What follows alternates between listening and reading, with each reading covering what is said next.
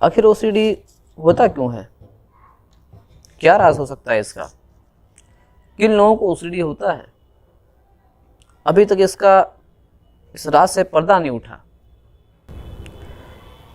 दोस्तों, अभी अभी आपने देखा कि यह बंदा पूछ रहा है कि आखिर ओसीडी क्यों होता है।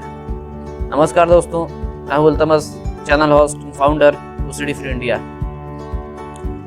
गाइस, सबसे पहले आप सभी लोगों को शुक्रिया करना चाहूँगा कि आप सभी लोगों ने मुझे इतना सपोर्ट किया, मुझ पर भरोसा किया और विदिन 2 मंथ्स हमने 100 सब्सक्राइबर्स भी पूरे कर लिए। चलिए दोस्तों, अब सीधे मुद्दे पर आते हैं। पिछली वीडियो में हम लोगों ने कंटामिनेशन ओसीडी को डिस्कस किया था। आज के इस वीडियो में हम लोग डिस्कस करेंगे कि आखिर ओसीडी किन वजहों से होता है। तो चलिए शुरू करते हैं। सबसे पहले नंबर पे आता है कि जो लोग दिल के कमज़ोर होते हैं। जो लोग दिल के थोड़े कमज़ोर होते हैं उनके अंदर, उनके दिमाग में ऑब्सेशन बनने के चांस ज़्यादा रहते हैं। क्यों?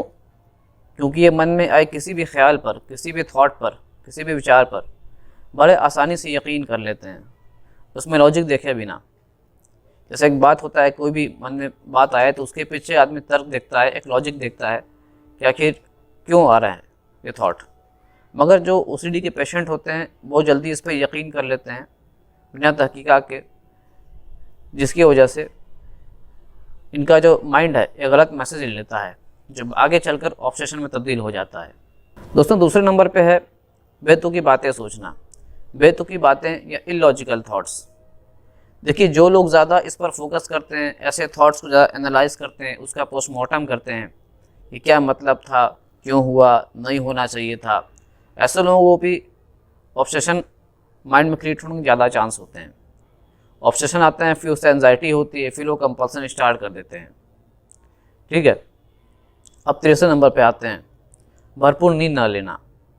देखिए, रिसर्च में पाया गया है कि जो लोग नींद नहीं लेते हैं उनको मेंटल इलनेस होने के ज़्यादा चांस रहते हैं।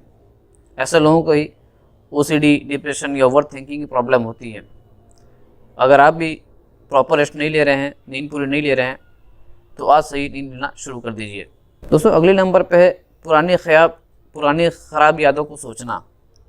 अक्सर कुछ लोग अपनी बातों पर रिपेंट करते हैं कि मैंने ये नहीं किया, मुझे ये करना चाहिए था।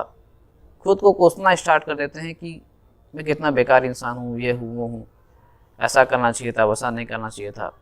तो देखिए, मैं समझ सकता हूँ कि आप पे क्या बीत रही, but the real thing is that कि आपको समझना चाहिए इस चीज़ को कि पुरानी बातों को सोचने के बजाय हम उस पर जो गलती हो चुकी है उस चीज़ को सुधारने में एम्फेसाइज करें, उस पर फोकस करें और आइंदा ऐसी गलती ना करने की प्रॉमिस करें। अब अगले नंबर पर आते हैं, लॉजिकल और इलॉजिकल थॉट्स में फ़र्क ना कर पाना। देखिए, लॉजिक मतलब होता क्या, पहले ही समझते हैं। कोई भी ऐसी बात है जिसका हमें कोई मीनिंग निकलता हो, उस चीज़ का मतलब निकलता हो, या कोई ऐसा काम है जिसके करने पर हमें कोई प्रॉफिट होता हो, फ़ायदा होता हो, या किसी काम से हमें कोई रिज़ल्ट मिलता हो। लेकिन अब मैं पूछता हूँ आपसे कि बार बार हाथ धोना या बार बार ताले चेक करना, बार बार साफ़ सफाई करना, इसमें क्या लॉजिक है? कोई तर्क है? अगर यही बात ओसीडी के पेशेंट को समझ में आ जाती है तो फिर उनका 50% सोल्यूशन यहीं पर हो जाएगा। और अगर वो शुरुआती दौर में है ओसीडी की, तो शुरू में इस बात को पकड़ लें तो फिर और आसान रहेगा उनको समझने में, सॉल्यूशन ढूंढने में। अब दोस्तों आते हैं अगले नंबर पर, ज़िंदगी की छोटी छोटी बातें क्लियर ना होना। ये मेरा एक पर्सनल ऑब्जर्वेशन रहा है कि जिनको भी मैंने गाइडेंस दिया उसमें ये चीज़ मस्ट कॉमन है कि उनके लाइफ को लेकर के जो छोटी छोटी बातें होती हैं, छोटी छोटी बातें मतलब कि किस सिचुएशन में क्या करना है, कैसे डिसीजन लेना है, क्या करना पड़ेगा, क्या नहीं करना पड़ेगा, तो इसकी वजह से एक ऑब्सेशन कितने बार क्रिएट हो जाते हैं माइंड में। जैसे एग्जांपल के तौर पे समझते हैं कि 2 × 2 4 होता है। अब ये बात हर किसी को मालूम है, लेकिन अगर कोई इंसान जिसको ये मालूम ना हो कि 2 × 2 4 होता है, फिर मार्केट में जाएगा तो आसानी से बेवकूफ़ बन जाएगा, कोई भी शॉपकीपर उसे बेवकूफ़ बना देगा। तो अब देखिए, वो डर गया, तो यहाँ पे समझने की ज़रूरत है। अगर वो इसके पीछे कॉज पकड़ ले कि मुझे इस वजह से दिमाग में ऑब्सेशन आ रहे हैं, एंजाइटी हो रही है, अगर वो उस चीज़ को मार देता है, यानी कि 2 × 2 का मतलब 4, ये चीज़ सीख जाता है, तो आसानी से वो इस ऑब्सेशन को ख़त्म कर देगा। आई होप कि ये बात आपको समझ में आ गई होगी। दोस्तों, अगला number high IQ level. Research में पाया गया है कि जिनका IQ लेवल हाई होता है, जिनकी थिंकिंग कैपेसिटी बहुत ज़्यादा होती है, ऐसे लोगों को ही OCD, डिप्रेशन और ओवर थिंकिंग प्रॉब्लम होती है। दोस्तों, अगले नंबर पे है खाली बैठे रहना। देखिए, अगर आप खाली बैठे हैं और उस वक्त आपका माइंड थोड़ा डिप्रेस है, आप थोड़ा डिप्रेस फील कर रहे हैं, अच्छा फील नहीं कर रहे हैं, तो देखिए बहुत क्रूशियल टाइमिंग है ये। इस वक्त आपको थोड़ा सतर्क रहना पड़ेगा, क्योंकि ज़्यादातर जो नेगेटिव थॉट्स आते हैं वो इसी टाइम अटैक करते हैं ज़्यादातर, और यही टाइम डिसाइड करता है कि आप एक पॉजिटिव माइंड बनेंगे या नेगेटिव माइंड बनेंगे। इसलिए जब भी आप खाली हों तो कोशिश करें कि अच्छा सोचें, ख़राब ना सोचें, क्योंकि ये भी एक बहुत बड़ी वजह है OCD की। अब अगले नंबर पे आते हैं दोस्तों, प्रेजुडिस्ड माइंड। अब देखिए, इसका मतलब यह है कि किसी भी चीज़ के बारे में पहले से एक मन बना लेना कि अब यही होगा, इसके अलावा नहीं होगा। देखिए, ये भी एक बहुत बड़ी वजह है कि जो OCD के जो पेशेंट होते हैं, जो डिप्रेशन के पेशेंट होते हैं, वो एक ज़बरदस्त माइंड बना लेते हैं पहले से ही, बिना सोचे समझे। वो एक छोटी सी दुनिया बना लेते हैं, फिर उसी में जीने लगते हैं, उसके अलावा उनकी थिंकिंग जा ही नहीं पाती है उसके बियॉन्ड। तो इसलिए कि उम्मीद बनाए रखें, एक होप रखें हमेशा कि भाई एक ना एक दिन हम कुछ अच्छा करेंगे। अगर आप OCD से जूझ रहे हैं तो आप ये उम्मीद बनाए रखिए कि अगर साइकियाट्रिस्ट के पास जा रहे हैं तो वो मुझे ठीक कर देंगे, क्योंकि अगर आप ये इस बात पर यकीन नहीं रखेंगे कि साइकियाट्रिस्ट हमें ठीक कर देगा, फिर आप कैसे ठीक हो पाएंगे। इसलिए प्रेजुडिस होना बहुत गलत है। दोस्तों, अगले नंबर पे आते हैं नेगेटिव थॉट्स माइंड में लाना। देखिए, अगर नेगेटिव थॉट्स पहली बार आ रहे हैं तो इसमें आपकी गलती नहीं है, लेकिन अगर बार बार आ रहे हैं तो इसका मतलब आप उसको ज़बरदस्ती बुला रहे हैं। तो इस चीज़ से बचिए। अगर ये पॉइंट आपको समझ में आ गई तो डेफिनेटली आप बहुत हद तक OCD को मार सकते हैं। और लास्ट है दोस्तों, lack of positive affirmations. Affirmations एक सेपरेट टॉपिक है, मैं आगे बताऊंगा अफर्मेशंस क्या होते हैं।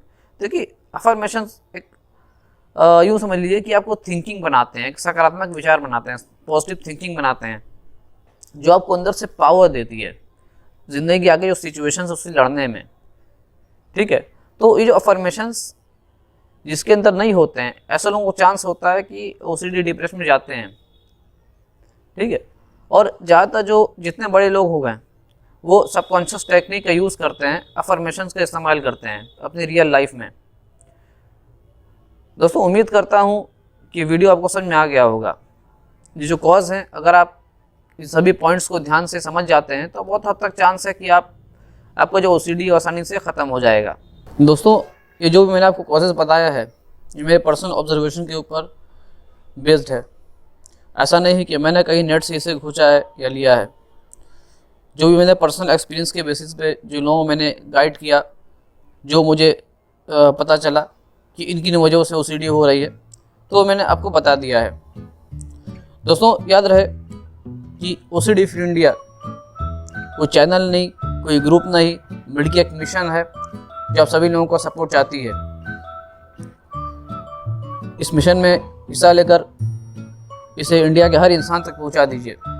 जो भी लोग हैं आपके जान पहचान में, उन सभी तक मेरे इस वीडियोस को शेयर करें ताकि ज़्यादा से ज़्यादा लोगों में अवेयरनेस बढ़े। दोस्तों, वीडियो अच्छा लगे तो लाइक कर दें, शेयर कर दें, और बहुत अच्छा लगा हो तो सब्सक्राइब भी कर दें। दोस्तों, मैं ऐसी बात के साथ अपनी बात को ख़त्म करता हूँ। उम्मीद करता हूँ कि आपको वीडियो अच्छा लगा हो। फिर मिलेंगे एक नए वीडियो के साथ। तब तक के लिए जय हिंद, जय भारत।